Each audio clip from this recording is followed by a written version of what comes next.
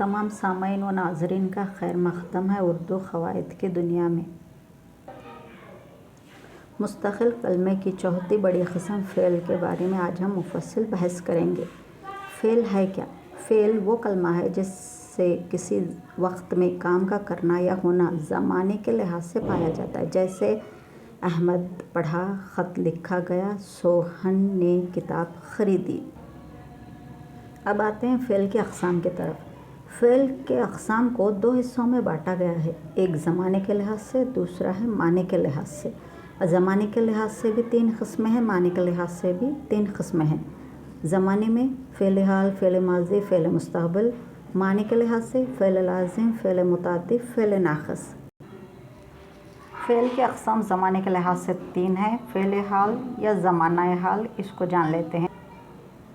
فعل حال وہ فعل ہے جس سے کام کا ہونا موجودہ زمانے میں پایا جائے، جیسے میں جاتا ہوں، تم کھاتی ہو۔ فعل ماضی یا زمانہ ماضی وہ فعل ہے جس سے معلوم ہوگا کہ تمام کام گزرے ہوئے زمانے میں واقع ہو، جیسے کہ احمد پڑھا، میں نے آم کھایا۔ فعل مستقبل یا زمانہ مستقبل وہ فعل ہے جس سے کام کا ہونا آئندہ زمانے میں پایا جائے، جیسے میں لاؤں گا، میں جاؤں گا یا پھر میں آم کھاؤں گی۔ اب فعل کی اقسام کو معنی کے لحاظ سے سمجھنے کی کوشش کرتے ہیں۔ پہلا ہے فعل لازم، وہ فعل ہے جو فعل پر ہی ختم ہو جائے، جیسے کہ آمنہ آئی، آم کھایا، لڑکیاں دوڑ رہی ہیں یا پھر غزالہ بیٹھی ہے۔ فعل متعدی وہ فعل ہے جو مطلب پورا کرنے کے لیے فاعل کے علاوہ مفعول کو بھی لانا لازمی ہوگا، جیسے کہ فاروق نے سائیکل خریدی۔ یہاں فاروق ہے فاعل، سائیکل ہے مفعول اور خریدی ہے فعل۔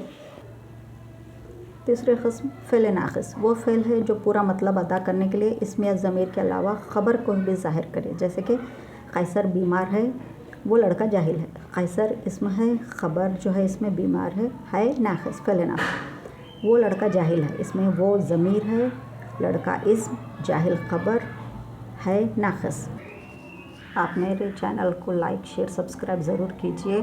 اگلے ٹاپک کے ساتھ انشاءاللہ پھر ملاقات ہوگی۔ ٹل دین خدا حافظ۔